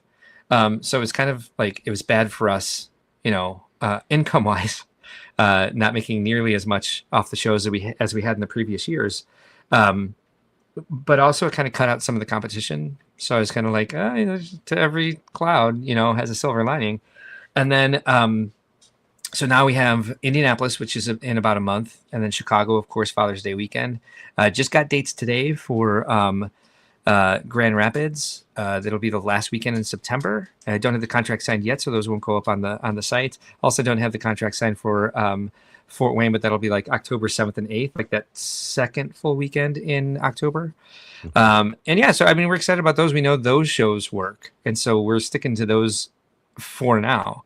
Like the dream is to not necessarily to expand the shows, but to make the shows we already have this as strong as possible and keep them focused on the communities that we already serve, and kind of make them as strong as possible for the people who are already supporting us, instead of just trying to cast such a wide net just to bring money in. That's never the focus of any of the shows that we do. And we definitely don't want to leave the communities that do our holiday show, our Joy show, our Detroit show, our Milwaukee show high and dry without the opportunity to do a show our size. Detroit was just kind of a pain in the butt altogether venue wise. So it would be hard to go back there just because it's really difficult to get into the right venue there. And then Holiday Joy is in Chicago, so it just needs a different location because we were doing it at the Renaissance. And then Milwaukee, we're definitely looking at getting. It'll probably end up being Brickworld Brookfield. But also, it would really be nice to be able to focus as much as possible on the convention, because I do believe that's the strength of our brand. So not saying I would ever cut all of the other shows, but leaving the focus for now on these 4 shows is, I think, definitely the way to really get this grounded, build a solid base of what we have here with these 4 shows, and then grow it in the future. Once we really know we have the schedule and the timing down for getting everything prepared in time, because we've been doing great this year at trying to get ahead of things. But because we're putting so much ahead, when something does fall through the cracks, it's like way behind. So we're trying to like find that perfect balance of exactly what we need to be doing every week to keep these 4 shows running before we add anything else back in. Now, all of those locations are fairly close to each other, right? Mm-hmm. Yep. Do you think having that many detracts from all of the others? I think these are far enough apart, like in location and in the times of year that they run, especially since the expos are like just public days. Yeah. So I would say, for example, like we have our Fort Wayne show. And so it like the public comes in on like the eightfolds come in on Thursday and set up. And like they're mostly local. There's no hotel attached to the venue. There's no full events going on. We don't do presentations, workshops, competitions, any of that stuff. So literally you just go in, you set up your stuff, and you're free to go. You don't need to stay for the rest of the time. And so a lot of people only come for a couple hours, set up their stuff, and then come back when the show starts. And so it's a very, very different model from Chicago. Like we don't charge people to display, since we're not offering them anything else but the public days, and then we're making money off of them. We actually, if we make a profit, we pay out to the exhibitors who are there a percentage of the profit based on kind of a somewhat convoluted grading scale. It's hard to figure out the exact metric to figure that part of it out. But it's just vastly different. So I don't think Brickworld Fort Wayne would ever pull anybody from going to Chicago, because it's just so vastly different. What it does do is all the people who are displaying who have been to Chicago talk about the Chicago show and convince people to go. It kind of brings more people in. There's been, it's surprised me how many people are like, they'll want to talk to me at the expo, and they'll be like, well, how do I get to display at Brickworld Chicago? And I'm like, you've never been to Chicago? I'm like, oh, I didn't realize that. So people who like have only done the expos and don't know the Chicago experience. So it kind of definitely works both ways. It funnels in, funnels out. And so then I'm like, don't even worry about Discord. I'm like, we don't set it up that way at all. I'm like, you have to go to the website, register through that. No, I love when people are just like, well, I've done this, presentation just for fun. I say there's no presentations or workshops, but if people want to do something, we definitely give them the space. We'll be like, yeah, go over to the concession stand, do whatever you want. And then we'll just announce it over the microphone. Like, hey, so-and-so's running a pullback racer competition. And so they'll say like, well, do you want me to bring pullback racers to Chicago? And I'm like, I bring whatever. I'm like, there's an activity leader sign up. Like just go through the website, sign up. It should give you all the information you need. If you have any further questions, like let me know after that. But yeah, vastly different from each other. And so it's kind of like, we want to reach out to different communities and be able to have that sort of influence and continue the, building the brand in that way in other areas. We also don't want to go too far outside the Midwest, because there are other, some of the other conventions do this as well with the expos. And it's kind of like we just have kind of an honor code to stay out of each other's territory. And we have the Midwest, obviously. We've done shows in Kansas City is in the Midwest, but we've done a show in Tampa. But I'm mostly interested in not driving more than 8 hours with a U-Haul. So I definitely want to like stick to this area. It's like some of the other cities we've talked about that people have put out feelers for us for have been like Nashville, Cincinnati, St. Louis. I wouldn't mind going back to Kansas City someday, but that was the longest drive that I had to take as owner of Brickworld, and I did not enjoy the 8-hour drive. But yeah, I mean, I think like the focus right now is like sanity and just making sure that we understand how to do what's already on our plate, and do it really well, and just feel. And what I'm sure people, I believe people see it as like we already do it well. But what I mean by well is so that we all feel sane and calm behind the scenes. And that's just still a little bit of a ways off still. I mean, it really, in the scheme of things, you're brand new with this. Right? Really. Thank you. It's you've got a shitload accomplished in such a short time. And I can't believe with all of the hurdles at the start, 100%. And this will be the 7th year I've owned the company, but only the 5th convention that I've run. And I still feel wet behind the ears about it. Is that? I don't think that's an offensive thing to say. Is it? Okay, good. I don't think so. I'm just like, wait a minute. Is this one of those things that Gen Xers say that they shouldn't say anymore? I don't know. Everybody's so damn sensitive. It's hard to keep track of what we're not supposed to say. Yeah. Well, someone in the chat let me know if I shouldn't say that anymore. Oh, yeah. Z Cerberus wants Minneapolis. What if I did St. Paul, Ben? It's the wrong side, isn't it? I don't know. I haven't been to Minneapolis since I was a college kid. But yeah, I think they're on the other side of they're split by a river, something like that. I'm sure you could drive over the bridge.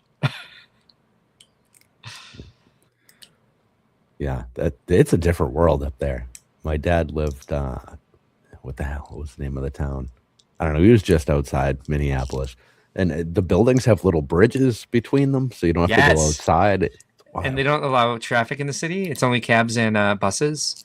Yeah, they have that pedway or the pedestrian. Yeah, the pedestrian walkway that's indoors. It's brilliant.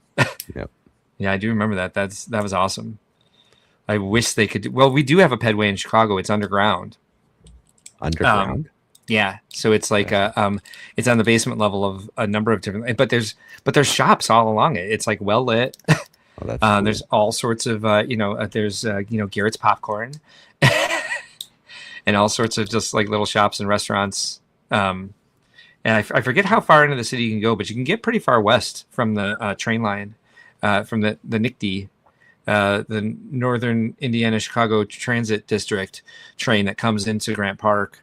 It's a subway there.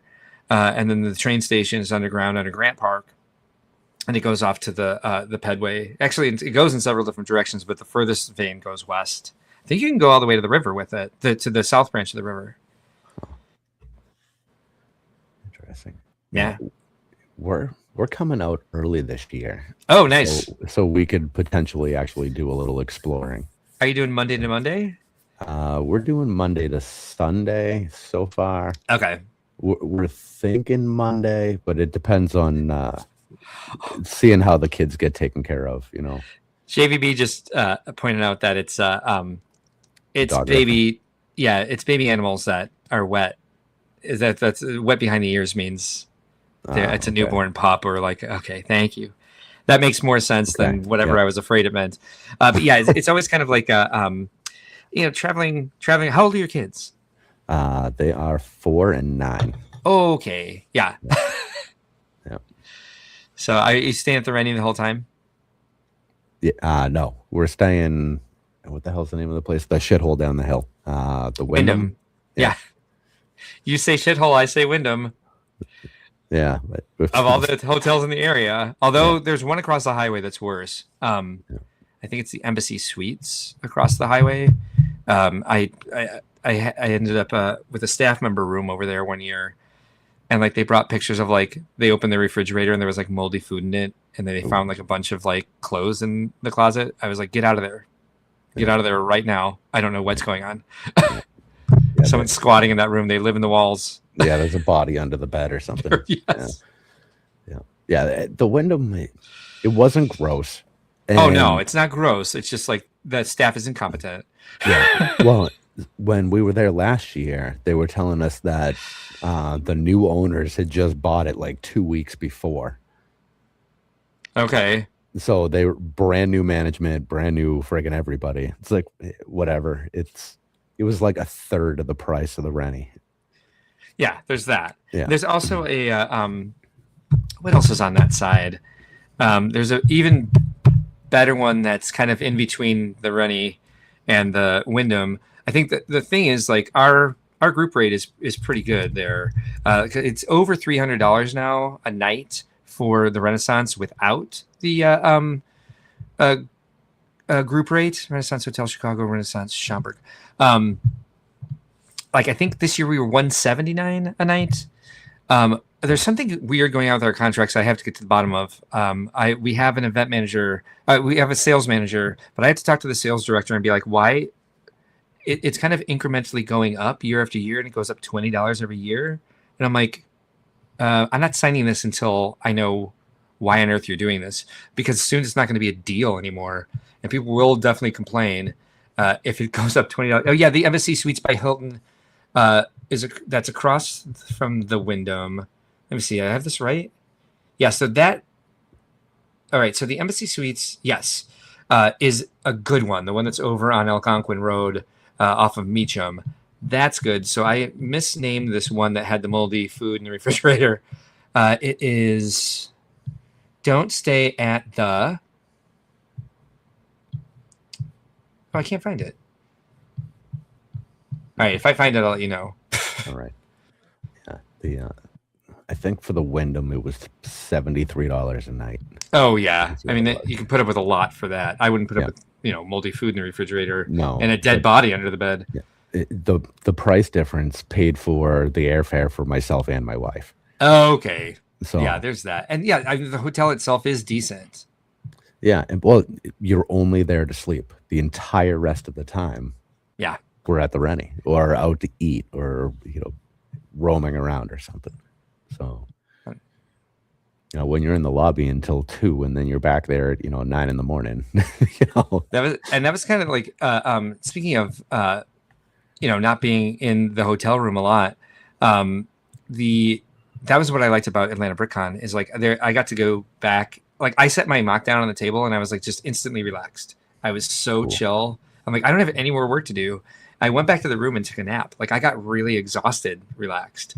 And it was only a quick walk across the parking lot to get to the hotel anyway. But I do believe I took a nap every day except the last day because I didn't want to miss anything. But it was just so nice to be able to do so.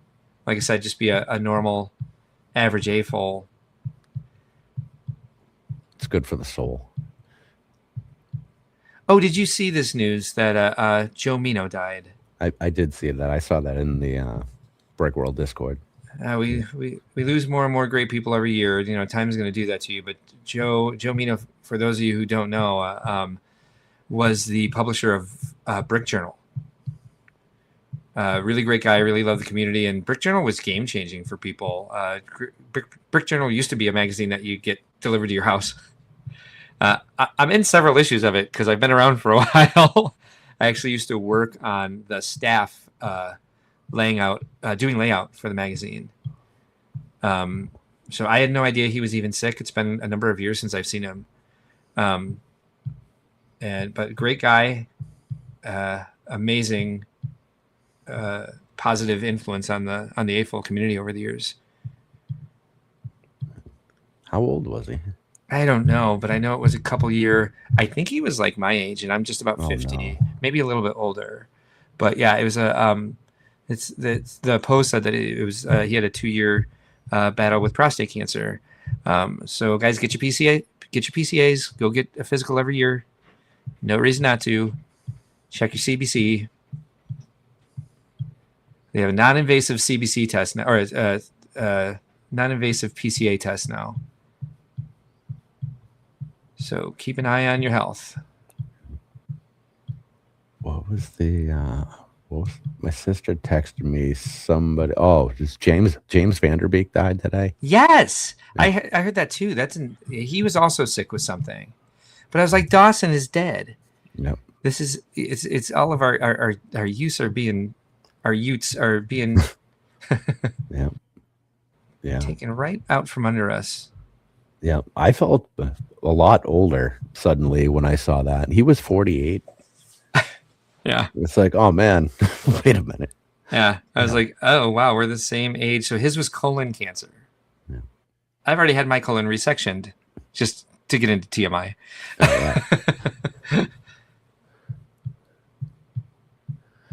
All right, I can't find this stupid hotel because there's 2 Marriotts across the street if y'all are Bonvoy people.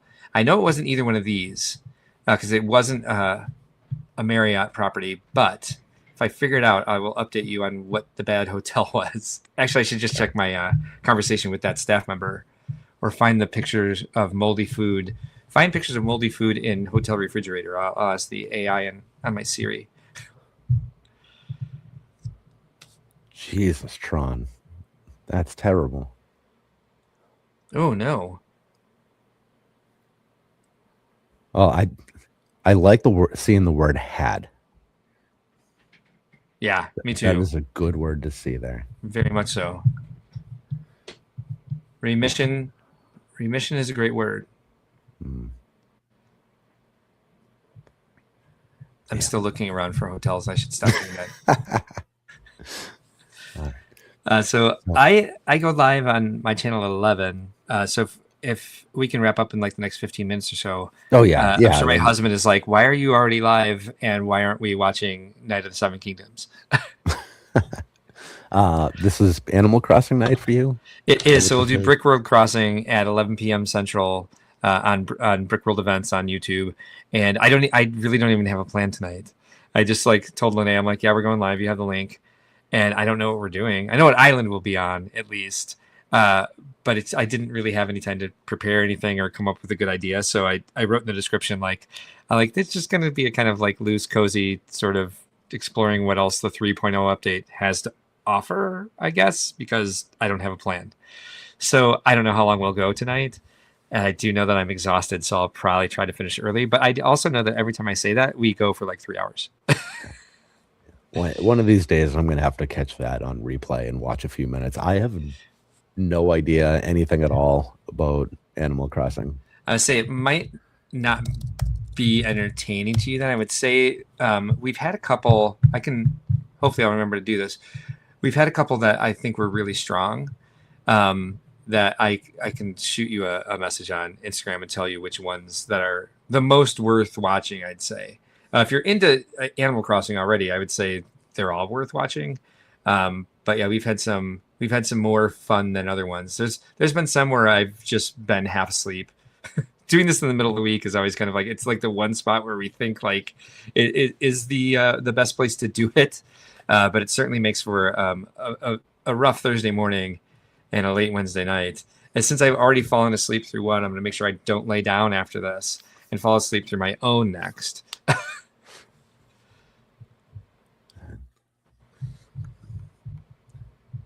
Where is... Are they going to do more Animal Crossing sets, or you think those are done? No, they're definitely not done. I've seen the list of it because we get to order through for A&E for like event support. There's definitely Animal Crossing SKUs. I can't even tell you what they are because all they say are Animal Crossing SKU because it's early enough where they don't want any of this. They don't want me saying what I'm saying right now. And I probably even should have said that, but there's definitely a couple more coming out this year from what I can see. But I know it's not completely done. They'd be silly for them to be done. I hope they improve the quality of them. I think the biggest draw for those is the figures, and they should concentrate on those. I think they should have like 1,000 poly bags, like they did with Fabuland. There were a huge number of sets that were just a character and a vehicle, or like a character and a broom, and a dustpan or a duster, or like a bird cage. Random synapses firing. They did Lego trivia, and they were like, what year did the first molded Lego animal come out? And we were like, 1980. But that wasn't one of the options. We're like, because the horse. And they're like, oh, it was a bird in a Fabuland set. I'm like, no, it was the horse. Like, I don't know why this is what you're thinking, but you're wrong. So I inadvertently got that one right. Oh no, I think it was asking what the animal was. Anyway, it was a poorly worded question either way. So, yeah, Fabuland is weird and cool and just so different. Yeah, like I had no experience with Fabuland originally, and not very long ago, within the last 3 or 4 months, we get a huge bulk lot, and there was a ton of those minifigs in there. Love it. Yes. And do you even call them minifigs? Yeah. Yeah. I'd say Fabuland. They're not too much bigger than a minifig. Yeah. They're just chunkier. Yeah. They're the same width and like generally the same height, but yeah. Showing them to my daughter, she's like, what is going on here? Like, this can't be Lego. What's with this head? Yeah. What? We kept a couple. We sold the majority of them. We put them on Bricklink. And nice. They went a lot faster than I would have expected. Because there aren't a lot in the States. Yeah. Like I know most of the rare ones I got were from overseas, and like I think I completed my collection in like 2009, 2010. And so I was ordering from like Germany. That seemed to be where the most of them were, because they didn't sell them a lot in the States. They sold them here for like maybe 1 or 2 years on store shelves. And then it became European only. They eventually started selling it again in the States through the mail order catalog, which used to be just like a supplemental service pack thing where you can buy minifigures or like train parts. They for some reason they had all the pneumatic Technic parts available through it individually. Then eventually they added like exclusive sets, which were all the things that they sold in Europe that they, couldn't sell in the States, like the Guarded Inn and the Paradisa Cafe thing. Anything that had a wine glass in it at the time, apparently American parents weren't interested in because they didn't want to encourage children to drink. Oh, and then the Fabuland sets were sold through that catalog as well. And there was like a Duplo dollhouse. I finally found this the other day. Someone was telling me at one of the conventions one year, they're like, Pixar, it didn't happen because you're like having a fever dream. They had a Duplo dollhouse where you can like you bought the family separately, and they had all different skin tones.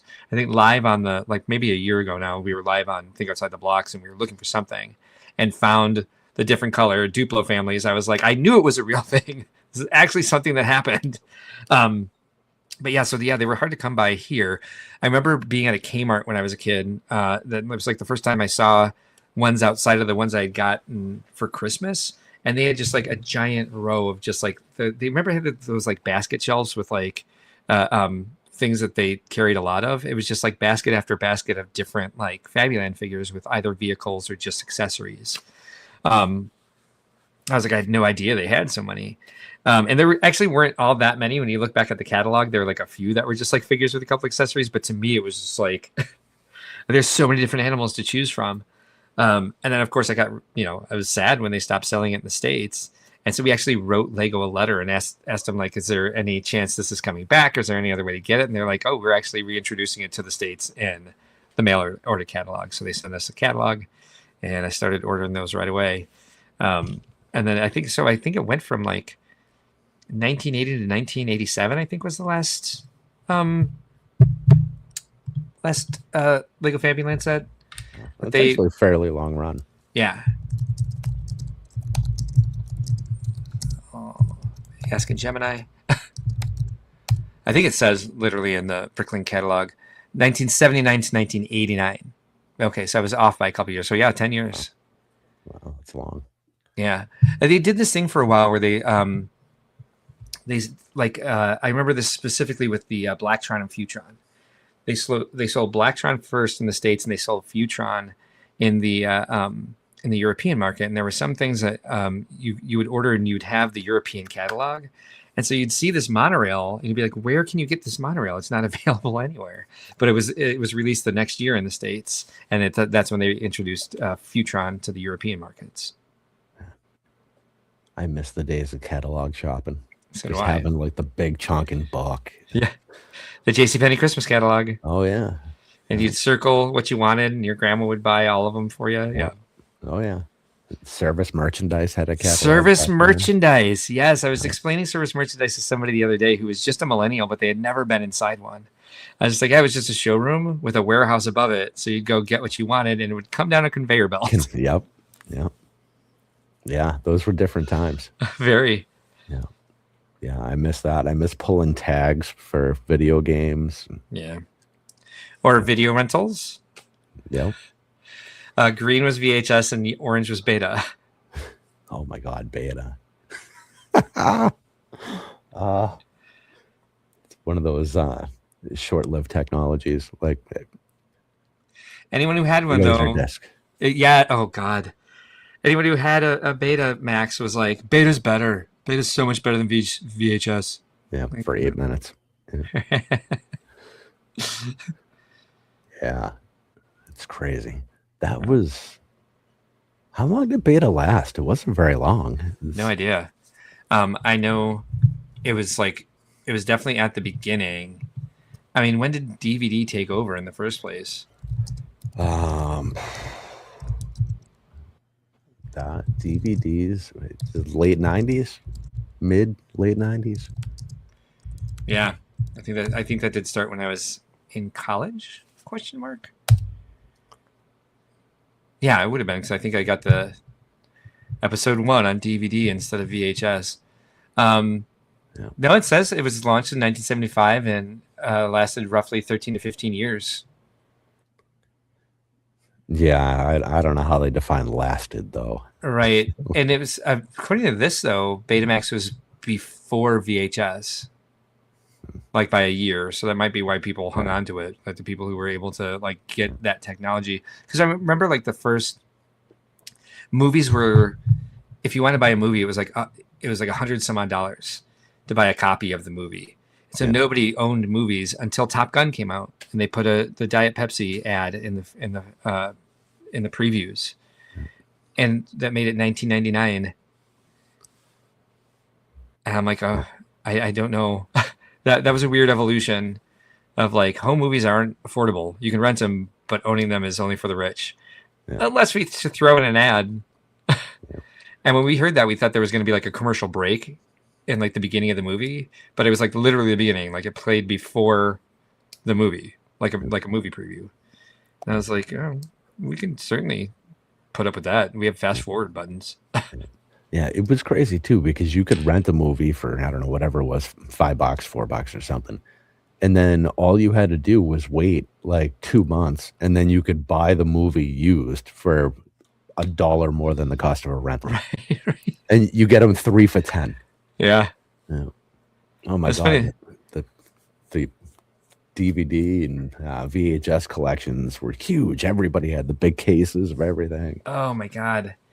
Yeah, I remember like tripping over a CD tower in college and just being like, I'm like, they were all alphabetized. Yeah.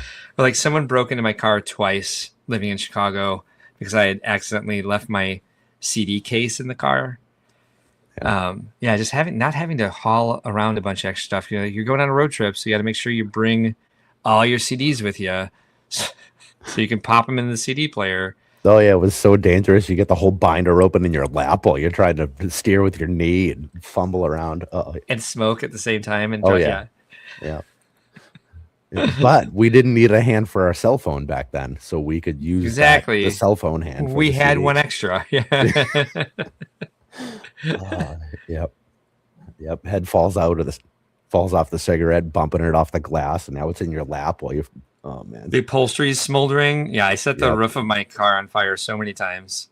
Yeah, but it was like one of those linings that was just kind of like sagging. hanging on my head. Yeah, I had to eventually cut it out because I couldn't see out the back window anymore because it was hanging so low. I had a 1985 Buick Park Avenue that used to be my grandparents, and I drove that thing into the ground. I drove it until the engine block cracked and it set on fire. Oh, yeah. Man, cars were different. Yeah, they were. Yeah. They were a lot wider. A lot wider. Yeah. Yeah. I had what was it? It was a 1990 Grand Marquis. Oh, wow. Okay. It was like driving a yacht down the street. Yeah. I loved that car. I loved it. My Buick was just a big old boat, but it turned on a dime. Like that thing, and it had some acceleration. It was like a V6, I think, but it had some acceleration either way. Yeah, I love that car. Where this Papa Rex says the porn industry went VHS, so Beta lost the war. Yeah, that's got to be why. Well, that's why phones kept getting bigger and bigger, and why VR is going to get cheaper fast, and where that industry goes, technology develops and gets cheaper fast. Yeah, I'm sure once it's unregulated, that's what AI is going to be for as well. Yeah. Well, I don't remember if it was China or Japan just put out the new robot. Oh boy. Apparently it's built for companionship. Right. And its skin feels legit, and it's got like internal body temperature.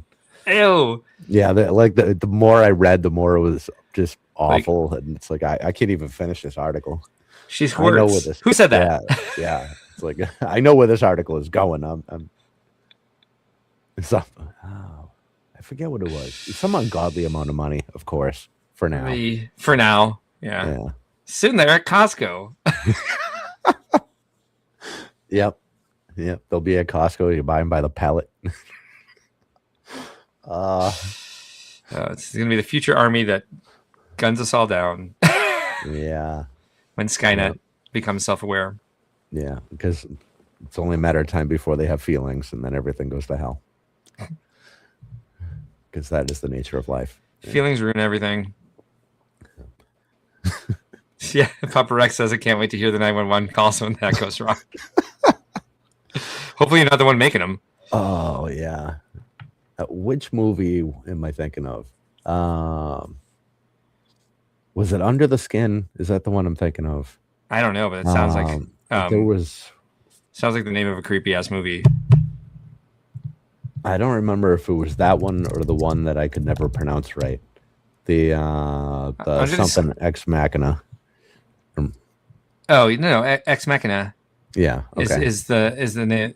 Like the saying is Deus Ex Machina, but the movie itself is just Ex Machina. Okay, because those two movies, that one and Under the Skin, came out very close to the same time. I think it was within 18 months of each other. Under the Skin is the one with Scarlett Johansson. She's so hot. Still. That's your opinion. Yeah, that's yes. Right. Under the Skin was 2013, and Ex Machina was 2014. Okay. Yeah. Oh, that's right. Oscar Isaac is in Ex Machina. He was the guy in the Marvel TV show there? Oscar Isaac. Yeah, he was in Moon Knight. That's the one. He was also he was Poe Dameron. That was him? Yeah. And okay. Domhnall Gleeson, the guy who plays the redheaded guy, the redheaded villain in the sequel trilogy.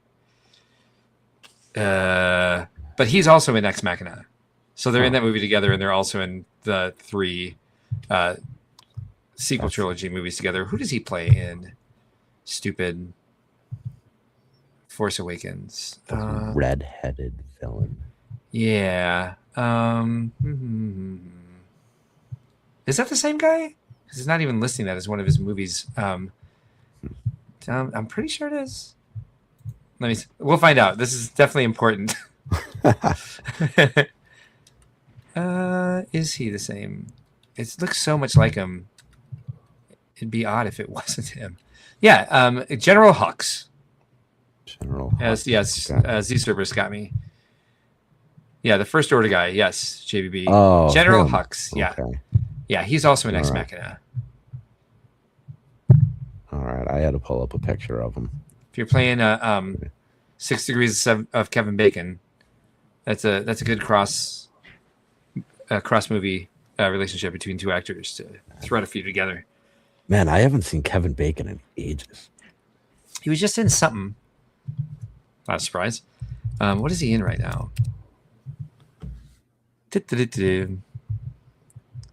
He just was in. Nope, none of these were the ones I was thinking of. 2025, The Bondsman. Perhaps that was the only one I was thinking of that's even sort of new that I might have been reading about, but I don't see any that I was specifically reading about. Oh well, but yeah, I mean, I knew he's still active. Okay. Apparently, very, because yeah, he's got 4 projects just last year. Good for him. Kevin, he's my dad's age. That's wild. I mean, it's been around forever. Yeah. I'm going to have to give my dad a hard time. Like, Dad, you're only a year older than Kevin Bacon. What's going on here? Dad, Tremors. if you're watching this. Tremors is one of my favorite movies. Tremors was good. Yeah. Yeah. I mean, anything with any kind of sandworm is pretty good in my book. Yeah. I like that. All right, sorry. Yeah. Oh, okay, yeah. Finish your thought there. Remember what? I remember being disappointed in Stanley Kubrick's Dune because the sandworms were relatively boring. Like, they were too big to be scary. They just kind of ate everything at once, and it wasn't as good special effects as Tremors. Yeah. So, I mean, I was young when I saw both. So, All right. Well, I know you have places to be, things to do. I do appreciate you hanging out tonight. Thank you for having me. This has been great. Yes, this has been a great time. I like the chill atmosphere. We got through like the heavy emotion stuff at the beginning, and then we found out what Kevin Bacon's up to at the end. So, perfect stream. Yeah. We try to keep things fairly low key, but it's a touch on what we're aiming for here. Awesome. So that was awesome. I appreciate everything you shared tonight. That was great. Thank you. Yeah, I appreciate you having me here. It was great. It's nice to have a platform to be able to talk about those things. Everyone who hung out tonight, I always love seeing you guys. You are the best. If you have not yet, if you could like the stream, subscribe if you haven't, which would be weird. I appreciate all of those things as well. We will see you next week, and our guest is going to be a surprise to you and to me. So we will see what happens. The schedule has been a little crazy this month. So we'll be here roughly the same time next week. We aim for 9. We'll be here when we are. But we love you all. See you next week. Thank you again, Mark. Thank you, everyone.